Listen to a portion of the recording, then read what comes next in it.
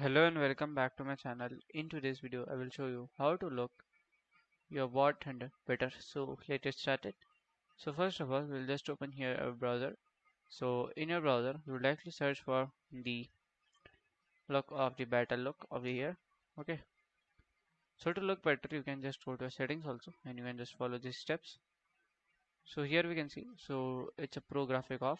So to look it better you can see here. So here we can see. So by turning off it is looking like this, turning on by max settings. So basically you have to have a good gaming rig or gaming PC that you can use for the rendering purpose of the game.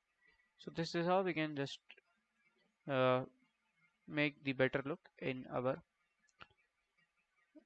War Thunder. So let us start it. So first of all we'll just end this video and thank you for watching. Bye.